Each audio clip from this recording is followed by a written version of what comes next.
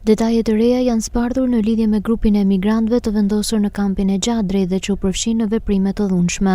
Sipas burimeve zyrtare, një grup personash kanë dëmtuar dyshekët dhe sende të tjera në dhomat ku qëndronin, ndërsa 3 prej tyre kanë dëmtuar edhe veten me sende të forta.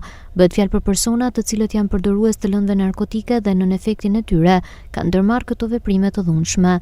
Kjo situatë e krijuar ka vënë menjëherë në lëvizje autoritetet italiane, të cilët kanë shtuar masat e sigurisë brenda kampit të Gjadrit.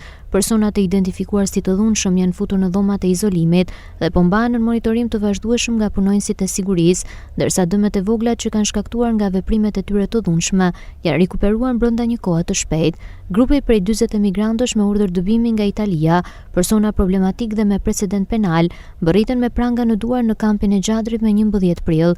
Në bazë të një dekreti të qeverisë Meloni, Gjadri do përdoret edhe për ndalimin e emigrantëve që presin dëbimin dhe që nuk kanë më të drejtë për azil. Afati maksimal i qëndrimit në qendrën e Gjadrit do të jetë 18 muaj, derisa vendet e tyre të origjinës të pranojnë kthimin e tyre. Fillimisht kampi i Gjadrit ishte konceptuar për të strehuar përkohësisht azilkërkuesit të shpëtuar në det nga anijet italiane për një periudhë deri në 28 ditë, por me dekretin e ri ajo do shërbejë edhe si qendër ndalimi për emigrantët që nuk kanë më të drejtë azili dhe janë në pritje të kthimit në vendet e tyre.